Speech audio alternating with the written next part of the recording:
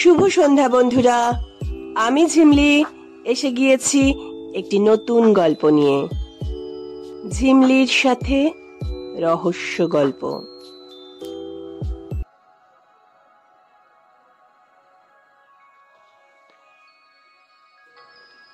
আশ্চর্যই বটে, না হলে এও কখনো সম্ভব হয় না হতে পারে। বাড়ির মধ্যে লোহার সিন্দুক, সেই সিন্দুকের মধ্যে থেকে শেষ পর্যন্ত কিনা হীরাটা চুরি গেল। পঞ্চমুখী হীরাটা চুরি গেছে। আশ্চর্য, সত্যি বড় বিস্ময়কর ব্যাপার। জমিদার বলদেব রায়ের লোহার সিন্দুক হতে তাঁর পূর্বপুরুষের সম্পত্তি পঞ্চমুখী হীরাটা চুরি গেছে। বলদেব রায়চৌধুরীর শয়নঘরের পাশেই যে ছোট্ট চোরা কুঠুরি, তার ভিতরে বিলিতি কুলুপ দেওয়া আয়রন চেস্ট এবং সেই লোহার চেস্টের মধ্যে এক গুপ্ত কোটরে রূপার একটা কৌটার মধ্যে সেই হীরাটা ছিল। সেই হীরা চুরি গেছে। অভূতপূর্ব অত্যাশ্চর্য ঘটনা। হীরাটা 7 পুরুষ আগের, অর্থাৎ 7 পুরুষ ধরে রায়চৌধুরীদের বংশে ছিল ওই সম্পত্তিটি। বলদেব রায়চৌধুরী অত্যন্ত মুষড়ে পড়েছেন, এবং মুষড়ে অবশ্য পরবারই কথা। 7 পুরুষ ধরে সতর্ক দৃষ্টি দিয়ে একটা জিনিস আগলে এনে আজ যদি সেটা চুরি হয়ে যায়, তবে কার না মনের বলদেব রায়ের মতন অবস্থা হবে। হতচকিত বিমহুড় প্রভুর মুখের দিকে তাকিয়ে নায়েব প্রফুল্ল বললেন, পুলিশে সংবাদ দেব বড়বাবু? না না, পুলিশে ব্যাপারে কি করবে? তাহলে? প্রফুল্ল প্রভুর মুখের দিকে তাকায়। আমিও যে কিছুই বুঝে উঠতে পারছি না প্রফুল্ল। পরের দিন প্রফুল্ল বাবু বললেন, তাহলে না হয় এক কাজ করা যাক বড়বাবু, প্রাইভেট ডিটেকটিভ কিরিটি রায়কে একটা খবর দেব, আজকাল তাঁর বেশ নাম। বলদেব রায় উদাস ভাবে বললেন, কাল হতে আমার সব কেমন যেন গোলমাল হয়ে যাচ্ছে প্রফুল্ল, তুমি যা ভালো বোঝো করো। ওহ, এতদিনকার সঞ্চিত ধন, আমার পূর্বপুরুষেরা আজ স্বর্গে বসে আমার দিকে চেয়ে ঘৃণা ও লজ্জায় শিউরে উঠেছেন হয়তো। শেষের দিকে অনুতাপের বেদনায় তার গলার স্বর ভারী হয়ে উঠল। চোখের কলবে দুফোঁটা অশ্রু গড়িয়ে পড়ল। কিরিটি ও সুব্রত যখন সোনারপুর স্টেশনে গাড়ি হতে নামলো, সন্ধ্যার অন্ধকারে চারিদিক তখনও অস্পষ্ট ছায়াচ্ছন্ন হয়ে উঠেছে। স্টেশনে নায়েব প্রফুল্ল বাবু নিজেই ওদের জন্য অপেক্ষা করছিলেন। ছোট্ট স্টেশনটি, লাল সুরকি ঢালা প্ল্যাটফর্ম, স্টেশন মাস্টারের ঘরখানি টিনের শেড দেওয়া। সমস্ত স্টেশনে মাত্র গোটা 3 কেরোসিনের বাতি টিমটিম করে জ্বলছে। স্টেশনে প্ল্যাটফর্মের এক পাশে একটা ঝাঁকড়া কামিনী ফুলের গাছ, তাতে অজস্র সাদা ফুল ধরেছে। আশপাশের বাতাস মাতাল হয়ে উঠেছে। প্রফুল্ল বাবু সেই গাছটার নিচেই একপাশে চুপ করে দাঁড়িয়ে ওদের জন্য অপেক্ষা করছিলেন। হীরা চুরির ব্যাপারটা আগাগোড়ায় গোপন করে রাখা হয়েছিল, একমাত্র জমিদার বাড়ির লোক ছাড়া আর কেউই জানে না। কিরিটি আর সুব্রত এক 3rd ক্লাস কামরা হতে নেমে স্টেশন মাস্টারের হাতে টিকিট দুটো দিয়ে ইতস্তত তাকাতে তাকাতে এগিয়ে চলল। যাত্রী ওরা ছাড়া আর 2 জন মাত্র। নমস্কার। অন্ধকারে সহসা অপরিচিত কণ্ঠস্বর শুনে দুজনেই থমকে দাঁড়ালো। আপনারাই বুঝি কলকাতা থেকে আসছেন? বলে প্রফুল্ল বাবু ওদের সামনে এগিয়ে এলেন। আপনি? কিরিটি তীক্ষ্ণ দৃষ্টিতে প্রফুল্ল বাবুর দিকে তাকালো। আমার নাম প্রফুল্ল সামন্ত, আমি বলদেব বাবুর সদর নায়েব। নমস্কার, আমি আপনাকে চিঠি দিয়েছিলাম। কিরিটি হাত তুলে এতক্ষণে প্রতি নমস্কার জানালো। আপনাদের তো আগে ট্রেনে আসার কথা ছিল না? প্রফুল্ল বাবু প্রশ্ন করলেন। হ্যাঁ, কিন্তু একটা জরুরি কাজে আটকে পড়েছিলাম। সকলে কথা বলতে বলতে স্টেশনের বাইরে এসে দাঁড়ালো। স্টেশনের বাইরে প্রকাণ্ড একটা কৃষ্ণচূড়া গাছ। অন্ধকারে বাতাসে তার পাতায় পাতায় কি একরকম অদ্ভুত সিপ সিপ শব্দ হতে থাকে।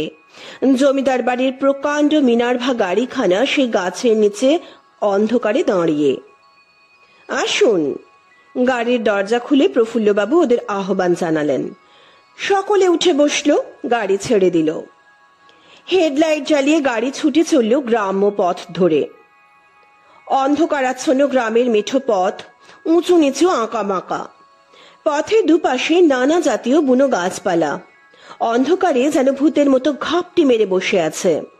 কোথাও গাছের পাতায় পাতায় জোনাকের প্রদীপ জ্বলে আর নেভে, নেভে আর জ্বলে। কোথাও বাঁশঝাড়ের সরু পাতায় পাতায় রাতের হাওয়ার হিস হিস সিপ সিপ শব্দ জাগায়। কোথাও বনজুঁইয়ের ও কাঠমল্লিকার তীব্র উগ্র গন্ধ বাতাসে ভেসে আসে। গাড়ি এগিয়ে চলে। কিরিটি প্রশ্ন করে, সমস্ত ঘটনাটা যদি একবার আমাকে খুলে বলেন প্রফুল্লবাবু। প্রফুল্লবাবু বলতে লাগলেন, ব্যাপারটা যে কেমন করে ঘটলো তা আজও আমরা বুঝে উঠতে পারছি না। এজন্য স্বপ্নেও বিশ্বাস করা যায় না কিরিটি বাবু। কর্তার শয়ন ঘরের সংলগ্ন পাশের ছোট্ট চোরা কুঠুরিতে বিলেতি কুলুপাঁটা আয়রন চেস্টে সেই হীরাটা ছিল। লাটের কিস্তির টাকা দেওয়ার তারিখ সেদিন। আগের দিন সেই টাকা আমি আর কর্তাবাবু দুজনে মিলে আয়রন চেস্টে রেখে আসি। সেদিনই আমি সর্বপ্রথম হীরাটা দেখি। কানাঘুষোয় শুনেছিলাম বটে জমিদার বাবুদের অদ্ভুত এক পঞ্চমুখী হীরা আছে, কিন্তু চোখে দেখবার সৌভাগ্য কোনোদিনই হয়নি। সেই প্রথম দেখলাম, মানে কর্তাবাবুই আমায় দেখালেন।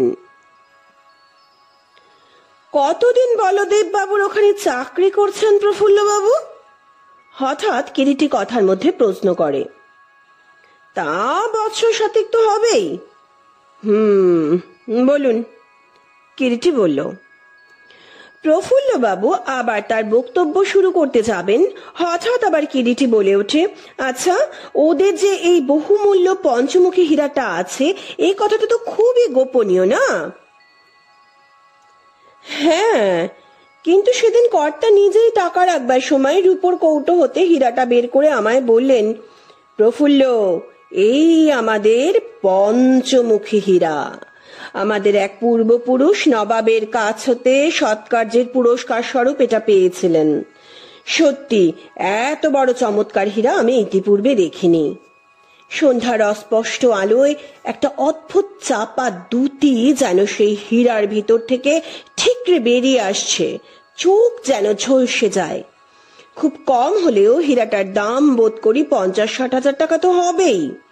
কর্তা বলতে লাগলেন, প্রফুল্ল, এই পঞ্চমুখী হীরাই আমাদের ঘরের লক্ষ্মী। তারপর আবার আমার সামনে সেই হীরা সিন্ধুকে বন্ধ করে চাবি লাগিয়ে আমরা ঘর হতে বের হয়ে এলাম। পরের দিন বেলা 7টার সময় আমি যখন কর্তাবাবুর কাছে কিস্তির টাকা চাইতে গেলাম, কর্তাবাবু বললেন, চলো আয়রন চেস্ট হতে বের করে তোমায় টাকা দিয়ে গে। কিন্তু আয়রন চেস্ট খুলতে গিয়ে তার চাবিটা খুঁজে পাওয়া গেল না।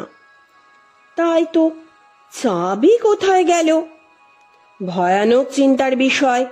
এখন উপায়? কর্তাবাবুর বিছানার নিচে যেখানে সাধারণত চাবি থাকে, সেখানে ও অন্যান্য সম্ভব অসম্ভব সমস্ত জায়গায় তন্ন তন্ন করে চাবি খোঁজা হলো, কিন্তু চাবিটা পাওয়া গেল না কোথাও।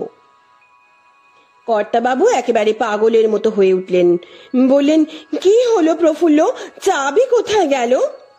বললাম, তাই তো বাবু, আমিও তো কিছুই বুঝে উঠতে পারছি না। আপনার ঠিক মনে আছে তো চাবি অন্য কোথাও রাখেননি? না। কাল সিন্ধুকে টাকা রাখবার পরে আর কি সিন্ধুক খুলেছিলেন? না। তারপর হঠাৎ যেন চিন্তিত ভাবে বললেন, আচ্ছা প্রফুল্ল, মনের ভুলে কাল চাবিটা ও ঘরেই ফেলে রেখে আসেনি তো? কি জানি, চলুন একবার না হয় দেখা যাক। ড্রয়ার হতে সেই সিন্ধুকের ঘরের চাবি নিয়ে দরজা খুলে পা দেওয়ার সঙ্গে সঙ্গেই একটা অস্ফুট চিৎকার করে বাবু পিছিয়ে এলেন। বাবুর পশ্চাতে আমি ছিলাম। আশ্চর্য হয়ে শুধালাম, কি হলো? সর্বনাশ, একে সে কেন? অস্ফুট কণ্ঠে বলে ওঠেন কর্তাবাবু।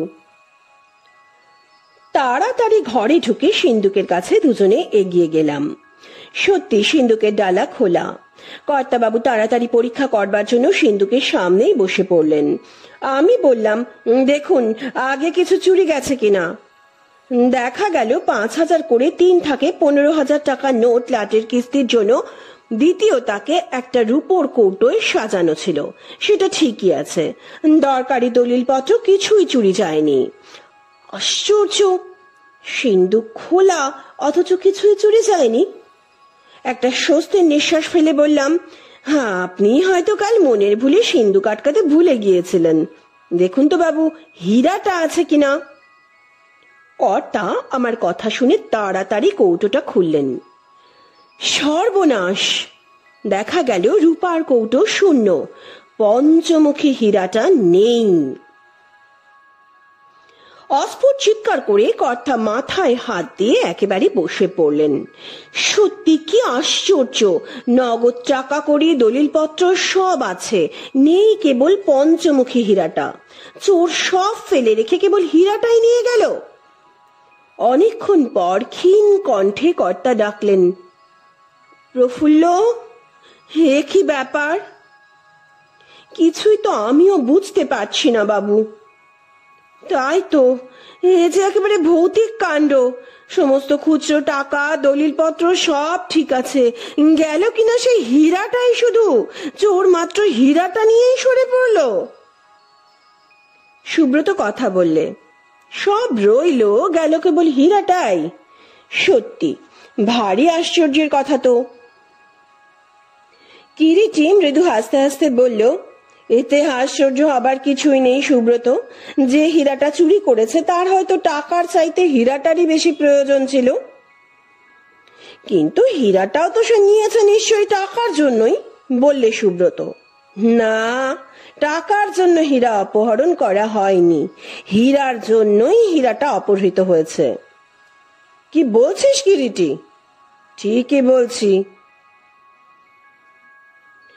আরো কিছুক্ষণ পরে গাড়ি এসে জমিদার বাড়ির গেটে প্রবেশ করলো। প্রকাণ্ড ফুলের বাগান, তার মধ্য দিয়ে প্রশস্ত কাঁকড় ঢালা পথ একেবারে গাড়ি বারান্দা পর্যন্ত চলে গেছে। গাড়ি হতে নেমে প্রফুল্লবাবুর পিছু পিছু কিরিটি ও সুব্রত একেবারে বলদেব বাবু শয়ন ঘরে গিয়ে প্রবেশ করলো। কারণ বলদেব বাবু সেখানেই ওদের জন্য অপেক্ষা করছিলেন। ঘরে ঘরে তখন আলো জ্বলে উঠেছে। হীরা চুরির পর হইতে বলদেব রায় যেন একেবারে মুষড়ে পড়েছেন। ঘরের মধ্যে প্রবেশ করে প্রফুল্লবাবু ডাকলেন, বাবু। কে? কিরিটি বাবু এসেছেন। বলদেব বাবু শয্যার উপর উঠে বসলেন। বললেন, আসুন, বসুন, নমস্কার। কিরিটি ও সুব্রত দুখানা চেয়ারে উপবেশন করলেন। বলদেব বাবু বললেন, আমার নায়েবের মুখে কিছু কিছু হয়তো শুনেছেন। অত্যন্ত ক্লান্তি ও অবসন্নতা তাঁর কণ্ঠের স্বরে যেন প্রকটিত হচ্ছে। তারপর একটু থেমে বলদেব বাবু আবার বললেন, আমি হীরাটা চুরি যাওয়া অবধি একেবারে পাগল হয়ে যাবার উপক্রম হয়েছে কিরিটি বাবু। হয়তো কেন, নিশ্চয়ই পাগল হয়ে যাব হীরা যদি না পাওয়া যায়। প্রফুল্লই আপনার কথা বলায় আপনাকে ডেকে আনিয়েছি, এখন আপনিই ভরসা। বলদেব রায়ের চোখের কোল দুটি জলে ভরে উঠল। আপনার এ ব্যাপারে কাউকে সন্দেহ হয়? কিরিটি প্রশ্ন করে। আমার? না, তবে কিন্তু কি জানেন, এ হীরার কথা ও বাড়ির দুজন লোক ছাড়া কেউ জানেই না। আমি আর আমার ছোট ভাই সন্দীপ। তার যখন 22 বছর বয়স, সেই সময় বাবার সঙ্গে একদিন রাগারাগি হওয়ায় বাড়ি হতে উধাও হয়ে যায়। মাত্র 7 দিন আগে, দীর্ঘ 10 বছর বাদে সে আবার ফিরে এসেছে। আর কেউই এই হীরার সম্বন্ধে তো জানতো না। না, ও হ্যাঁ, যেদিন হীরা চুরি যায় তার আগের দিন প্রফুল্লকে সেই হীরাটা দেখিয়েছিলাম। হীরাটা কোন ঘরে ছিল? কিরিটি প্রশ্ন করল। ওই ঘরে। বলদেব বাবু ও প্রফুল্ল বাবু একই সঙ্গে আঙুল তুলে একটা বন্ধ দরজা দেখিয়ে দিলেন। ঘরটা দেখতে পারি একবার? নিশ্চয়ই। প্রফুল্ল, ওই টিপয়ের উপর চাবিটা আছে, তুমি দেখিয়ে আনো ওদের ঘরটা, বলদেব বাবু বললেন। ঘরের মধ্যে দেওয়াল ঘড়ি ছাড়াও একটা হ্যারিকেন বাতি ছিল। প্রফুল্ল বাবু হ্যারিকেন বাতিটা তুলে নিয়ে বললেন, আসুন। পকেট হতে একটা ছোট শক্তিশালী টর্চ বের করে কিরিটি বললে, আলোর দরকার হবে না প্রফুল্ল বাবু, টর্চ আছে। ঘরটা বলদেব বাবুর শয়ন ঘরের পাশেই। ঘরটা খুবই ছোট, যাতায়াতের একটা মাত্র দরজা, মোটা মোটা লোহার শিক দেওয়া ছোট ছোট দুটো জানালা, তারও কবাট আঁটা। সিলিং এর গায়ে গোটা পাঁচে ঘুলঘুলি, বাতাস খেলবার জন্য। প্রকাণ্ড আয়রন চেস্টটা দক্ষিণ দিককার দেওয়ালের ধারে দাঁড় করানো, মজবুত বিলিতি তালা তার গায়ে। কিরিটি হাতের আলো ঘুরিয়ে ঘুরিয়ে ঘরটা ভালো করে দেখে নিল। এই সিন্ধুকে হীরাটা ছিল? কিরিটি প্রশ্ন করে। আজ্ঞে। আচ্ছা, সিন্ধুকটা একবার খুলুন তো। প্রফুল্ল বাবু বলদেব বাবুকে ডেকে এনে সিন্ধুক খোলালেন। সিন্ধুকটা দেখে সকলে বাইরে চলে এলো। খাওয়া দাওয়ার পর সকলে নিচের ঘরে এসে বসলেন। প্রফুল্ল বাবু বললেন, কতগুলো কথা আপনাকে জানানো উচিত কিরিটি বাবু। প্রফুল্ল বাবু তখন যা বললেন তার মর্ম এই। বাড়িতে লোকজনের মধ্যে বলদেব বাবু, তিনি অকৃতদার। দুই ভাগ্নে প্রদীপ কুমার ও সুকুমার।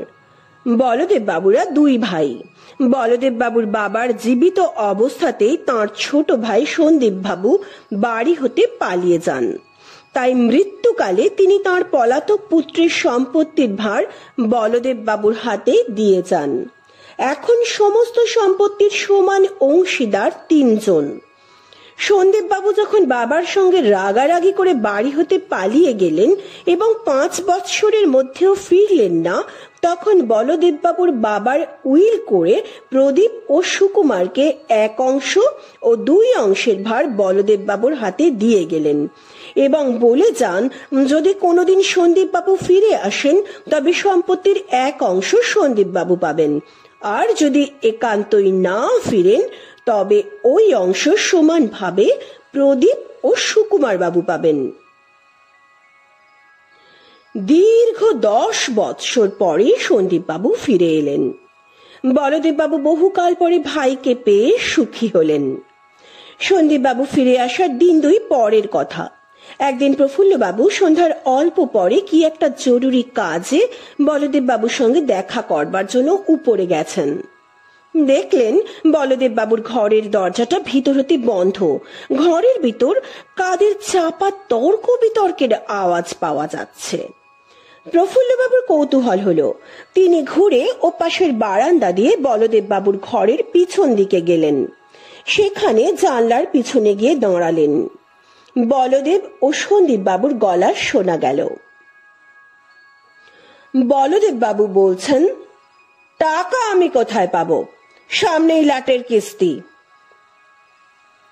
সে তুমি যেখানেই পাও, আমার দেখার দরকার নেই। আমার 50,000 টাকা চাই। এতদিন তুমি একা একা সব বিষয়ে সত্য ভোগ করে এসেছো দাদা। এখন ও চালাকি খাটবে না। টাকা আমায় দিতেই হবে, যেখান হতে যেমন করেই হোক। তাতে যদি তোমার লাটের কিস্তি ভেস্তেও যায় তো যা। আর টাকা যদি না দিই? বলদেব বাবুর স্বরে কঠোরতার আভাস। না দি তা কি ছেলে খেলা দাদা? বলে সন্দীপ বাবু হেসে উঠলেন।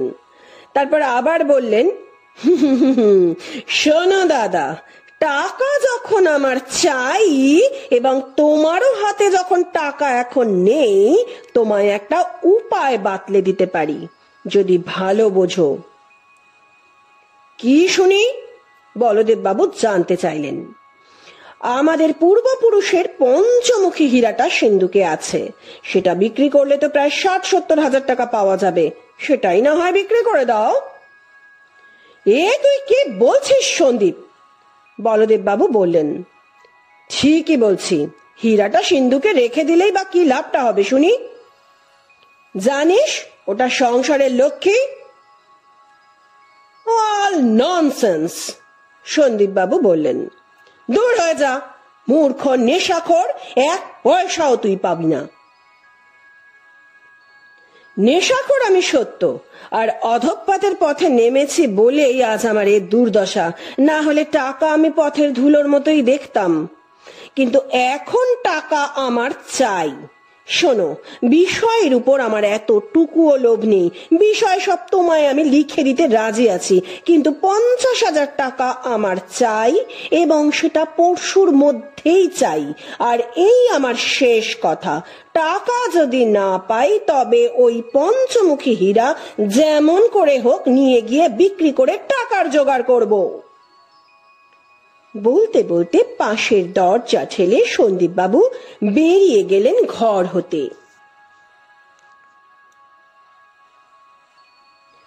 এরপর সকলেই কিছুক্ষণ চুপচাপ। তারপর এক সময় হঠাৎ কিরিটি প্রশ্ন করে, হীরাটা চুরি যায় কবে প্রফুল্ল বাবু? যেদিন 2 ভাইয়ে তর্কাতর্কি হয় তার পরের রাত্রে। প্রদীপ বাবুকে হীরার কথা জানতেন না, হীরা চুরি যাওয়ার পর শোনেন। আর সুকুমার বাবু, তিনিও। পরের দিন প্রত্যুষে প্রথমেই কিরিটি সন্দীপ বাবুর ঘরের দিকে চলল।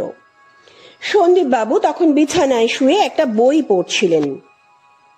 কিরিটি গিয়ে ঘরে প্রবেশ করলো। ভদ্রলোকের চেহারাটা রোগা, মুখটা ভেঙে গেছে, চোখে মুখে সুস্পষ্ট অত্যাচারের চিহ্ন। কিরিটির পদশব্দে সহ্য হতে না উঠেই সন্দীপ বাবু প্রশ্ন করলেন, কে আপনি, কি চান? নমস্কার জানিয়ে পরিচয় দিয়ে কিরিটি বললে, আপনাকে একটু বিরক্ত করতে এলাম। সন্দীপ বাবু ভ্রু দুটো কুঁচকে বললেন, তা তো দেখতেই পাচ্ছি, কিন্তু মশাইয়ের এ অধমের কাছে কি প্রয়োজন বলুন তো?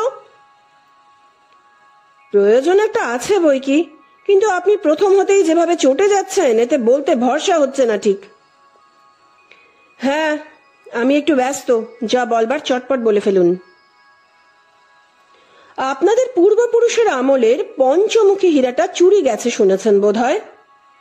ও, আপনি বুঝি সেই টিকটিকি? বলতে বলতে সন্দীপ বাবু উচ্চ স্বরে হো হো করে হেসে উঠে বললেন, ঘরের ছেলে ঘরে ফিরে যান মশাই।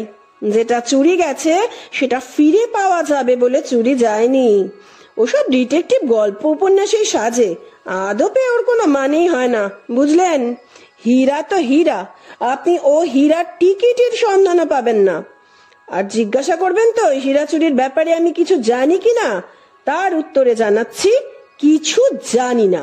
শুনেছেন, কিচ্ছু জানি না। এখন যেতে পারেন।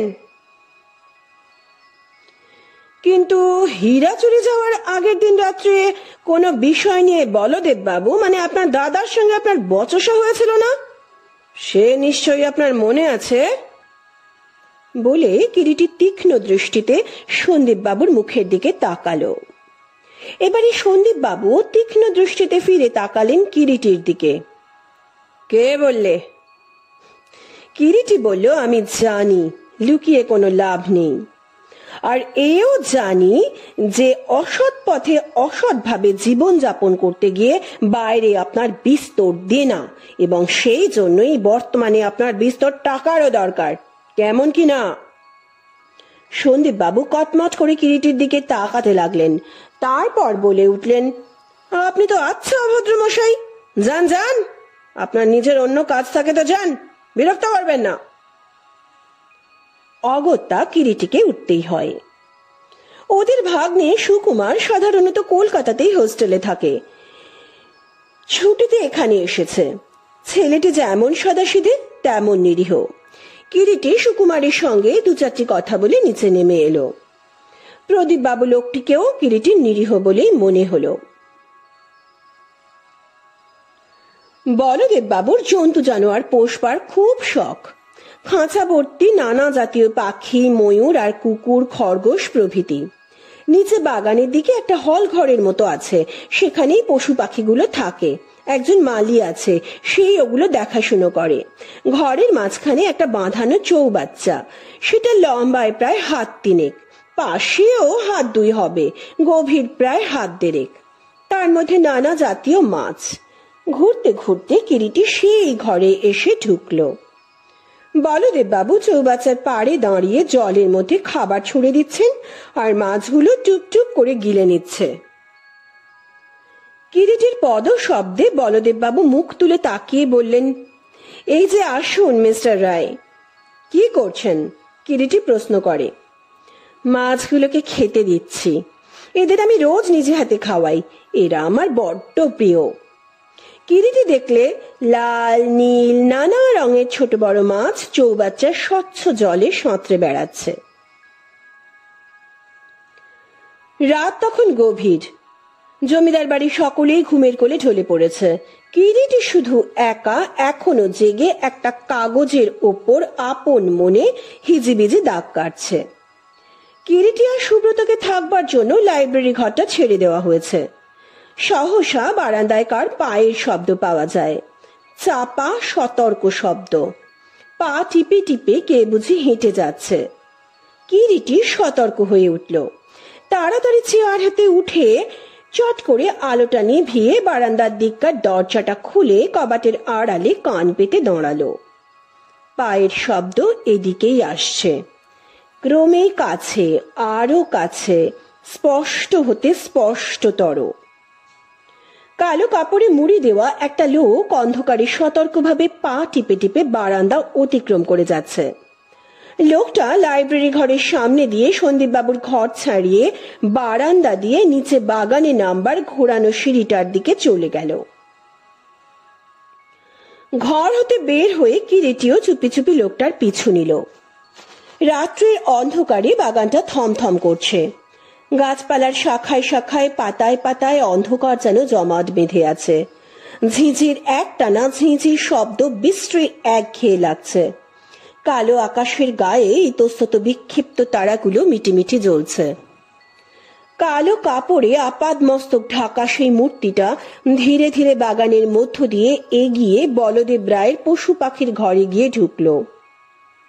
কিরিটিও গিয়ে ঘরটার মধ্যে প্রবেশ করে। অন্ধকারে আবছা কিরিটি দূর হতে লক্ষ্য করতে লাগলো। কিছুক্ষণ পরে জল কাটার ছপছপ শব্দ পাওয়া গেল। অন্ধকারে একটা অস্পষ্ট ছায়া মূর্তি সেই জলের চৌবাচ্চায় নেমে কি যেন খুঁজে বেড়াচ্ছে। লোকটি কি খোঁজে? মাছ ধরছে কি?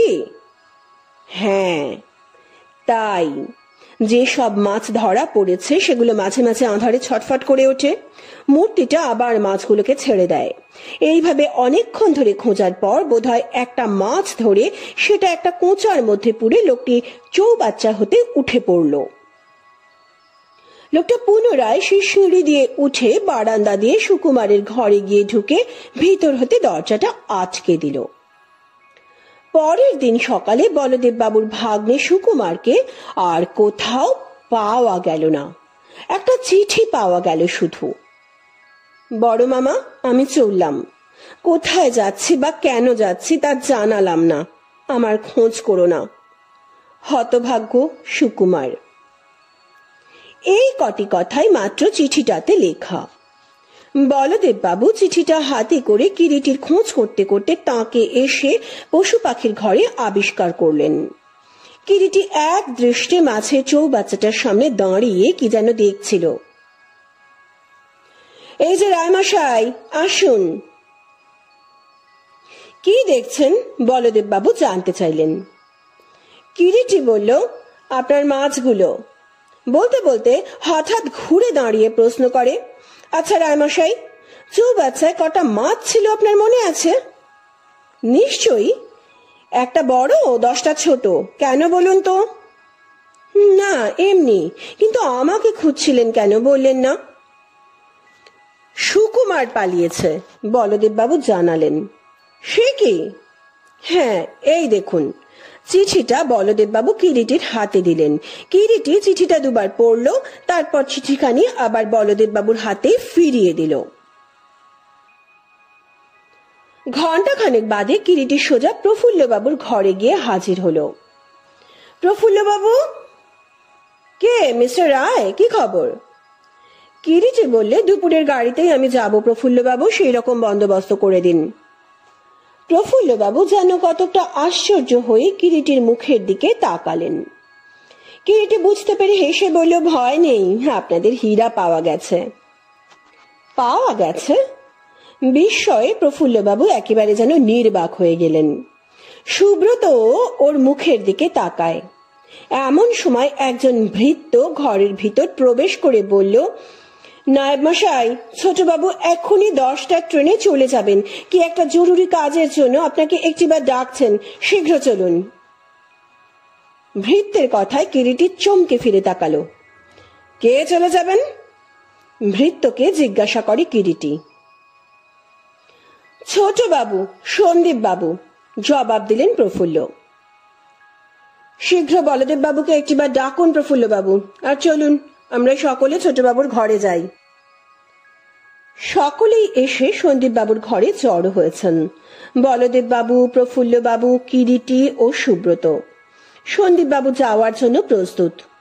বলদেব বাবুর মুখের দিকে তীক্ষ্ণ দৃষ্টিতে তাকিয়ে কিরিটি বলল, আপনার হীরার সন্ধান মিলেছে বলদেব বাবু।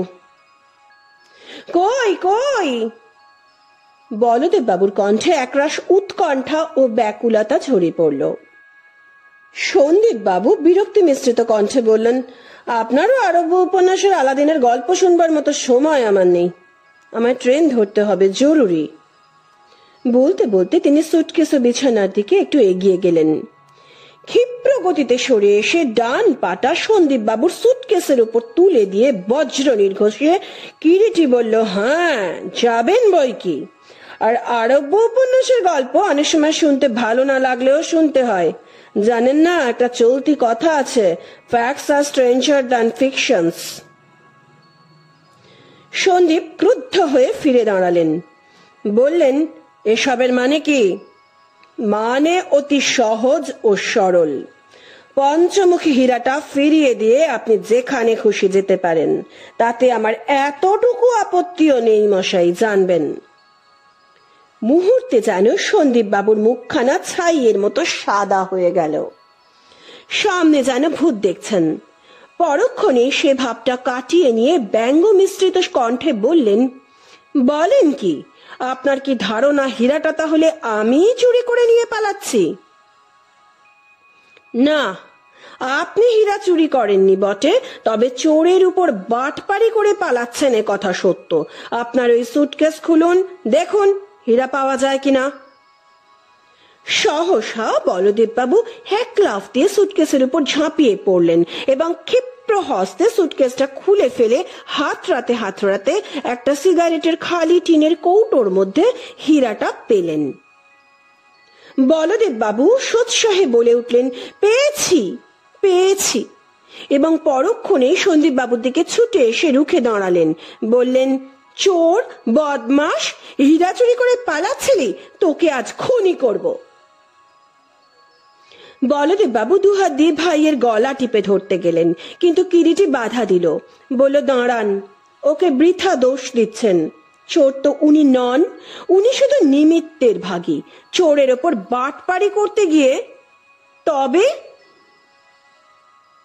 শুনুন, সন্দীপ বাবুর প্রথম হতে কোনোদিনও হীরাটার উপর লোভ ছিল না।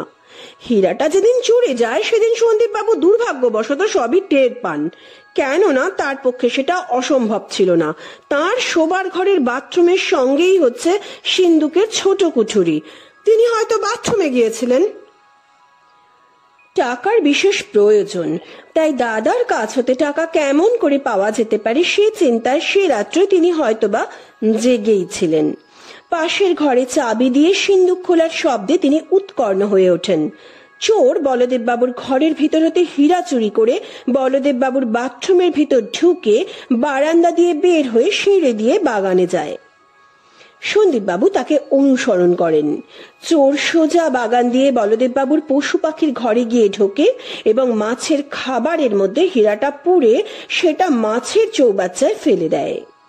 একটা মাছ খাবারের সঙ্গে সেটা গিলে ফেলে। চৌবাচ্চার মধ্যে নানা আকারের মাছ আছে। ছোট মাছের পক্ষে সেটা গিলে খাওয়া সম্ভব নয়। একটা লাল রঙের বড় মাছ ছিল, সেটাই হীরাটা গিলে খায়। আগাগোড়া সমস্ত ব্যাপারটাই সন্দীপবাবু দেখেন। তারপর পরপর 2 রাত্রি সন্দীপবাবু সেই মাছটি ধরবার চেষ্টা করেন এবং তৃতীয় রাত্রে অর্থাৎ কাল সেই মাছটা ধরে এনে তার পেট কেটে হীরাটা বের করে নেন। কিন্তু তিনিও একটু চালাকি খেলেন। তার ঘর হতে তিনি সুকুমারের ঘরে যান এবং তার জামা কাপড় পরে চলে নেমে মাছ ধরেন, যাতে ভিজে জামা কাপড় সুকুমারের ঘরে পেলে আসল চোরের সন্দেহটা সুকুমারের উপর গিয়ে পড়ে। রাতারাতি সুকুমারকে মৃত্যু ভয় দেখিয়ে তাকে দেশত্যাগী হতে বাধ্য করেন, যাতে তার উপর কোনো সন্দেহই আর পড়তে বাকি না থাকে। পাকাপোক্তভাবে বেচারি সুকুমারের উপরেই সমস্ত সন্দেহ গিয়ে যাতে পড়ে। মজা হয়েছে এইখানে, আসল যে চোর সে চাইছিল আবার সন্দীপ বাবুর ঘাড়ে সব সন্দেহটা চাপাতে।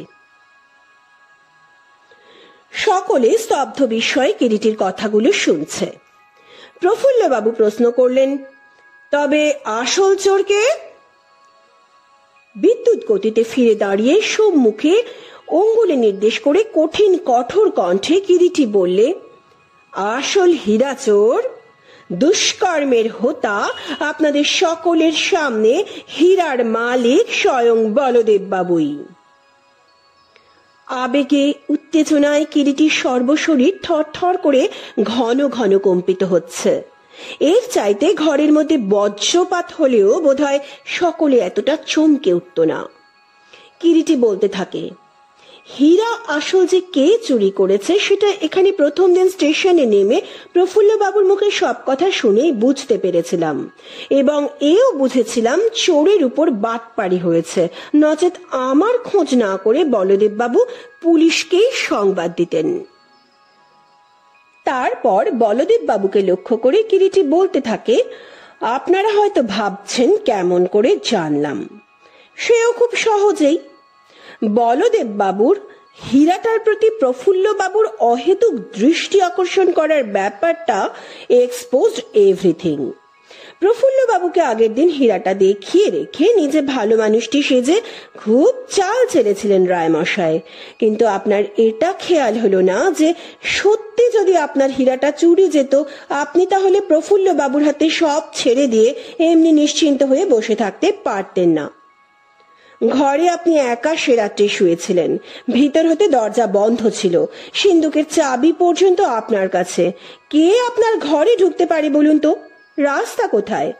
যেতে হলে হয় সন্দীপ বাবু কিংবা সুকুমার বাবুর যেতে হয়, কিন্তু সেও তো অসম্ভব। অথচ তাদের ঘর পাশাপাশি থাকার দরুন সন্দেহটা তাদের ঘাড়েও বেশ চাপানো যেতে পারা যায়। আর একটা কথা, সন্দীপ বাবুর টাকারই দরকার ছিল। তিনি যদি চুরি করতেন তবে কিস্তির যে 15,000 টাকা ছিল সেটা নিয়েই তো সরে যেতে পারতেন। হীরা তিনি নিতে যাবেন কেন? তাতে যে অনেক হাঙ্গামা হবে তা তিনি নিশ্চয়ই জানেন। শেষটায় অবশ্যই বাধ্য হয়েই শুধু হাতে ফেরার চাইতে হীরাটা চুরি করা শ্রেয় বলে মনে করেছিলেন। দুটো ভুল করেছিলেন রায়মশাই। প্রথমত, অহেতুকভাবে প্রফুল্লবাবুকে হীরাটা দেখিয়ে, দ্বিতীয়ত হীরাটা সরিয়েও টাকাগুলো অ্যাজ ইট ইজ সিন্ধুকে রেখে দিয়ে। আচ্ছা, নমস্কার, এখন আসি। হীরা আপনাদের ফিরে পেলেন, 2 ভাইয়ের মধ্যে এখন বোঝাপড়া করুন, আর আমার ফিজটা ইচ্ছা হলে পাঠিয়ে দেবেন। এসো সুব্রত, দেরি হলে ট্রেন ধরা যাবে না। চলুন প্রফুল্লবাবু। সুব্রত হাত ধরে কিরিটি ঘর হতে নিষ্ক্রান্ত হয়ে গেল। প্রফুল্লবাবু ওদের অনুসরণ করলেন।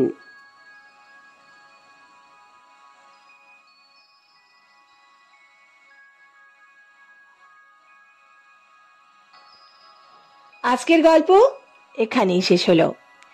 গল্পটিকে লাইক করবেন, অনেক শেয়ার করবেন এবং চ্যানেলটিকে সাবস্ক্রাইব করার অনুরোধ রইল। সকলে সুস্থ থাকবেন, ভালো থাকবেন। নমস্কার।